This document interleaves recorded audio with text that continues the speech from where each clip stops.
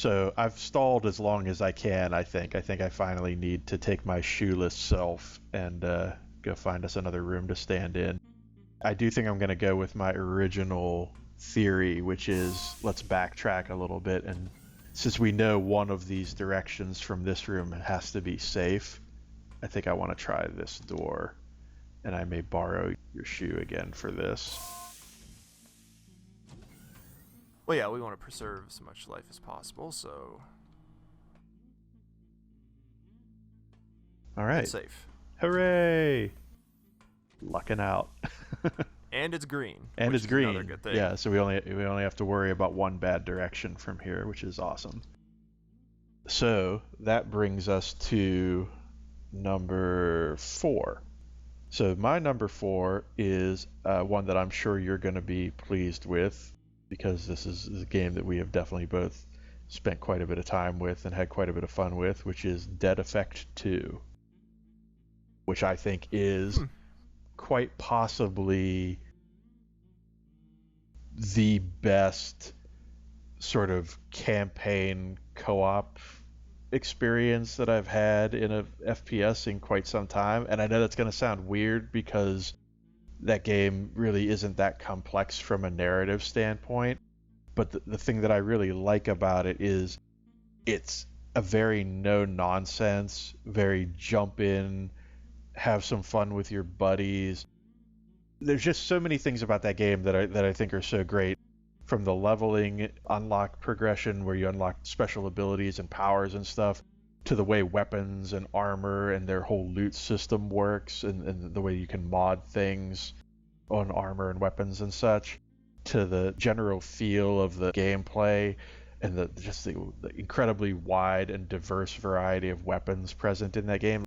That game gets so much grief that it does not deserve, and it just drives me crazy because I think that is easily one of the best games that I've played in the past several years, and it's definitely like right up there for me as far as one of my favorite games of this year.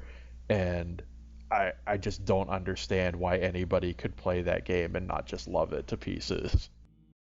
I couldn't agree more. I mean, that game is so unjustly criticized for so many different things, and I cannot stress to you, the viewer, enough that like that game is, it's so deceiving. It's like a genre film. That game just owns everything that it's trying to do, and I feel like that's the kind of genius, if I want to bring the G word out here for this game, in its design, is that it owns what it is.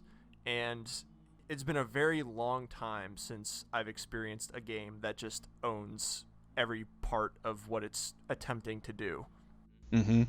And the narrative moments, too, are really good, and the gunplay and just the gameplay overall is just excellent. If you're just looking for a co-op shooter with an unexpectedly solid narrative, I think it's Dead Effect all the way.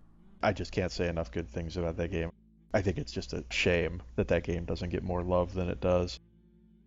What was your number 4? So my number 4 was Half Dead.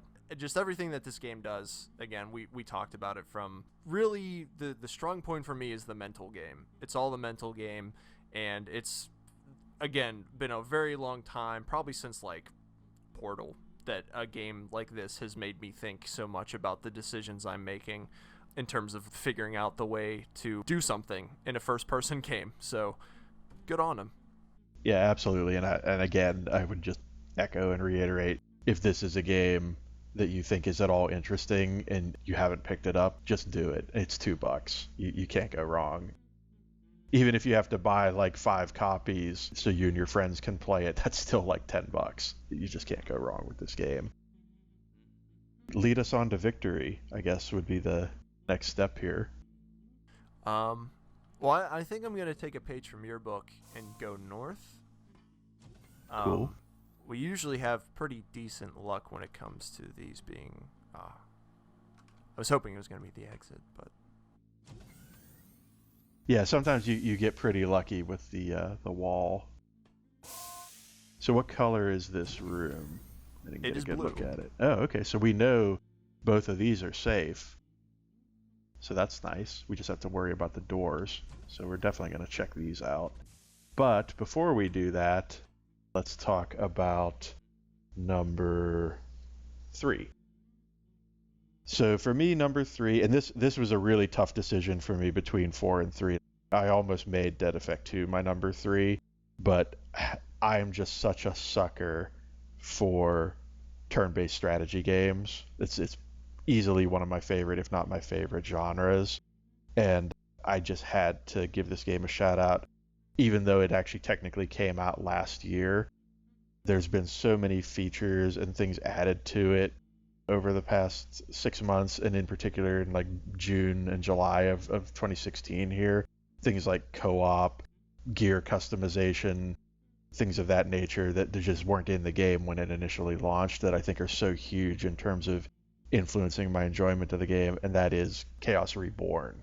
I think that game is easily one of the best examples of just how to take a bunch of established genres and put them together in just a super compelling, super well executed, just really endearing sort of way, and to also bring something new to the table in terms of like what they've done with co-op in terms of being able to invite people into your essentially single player game to help you complete battles or otherwise progress in the gameplay.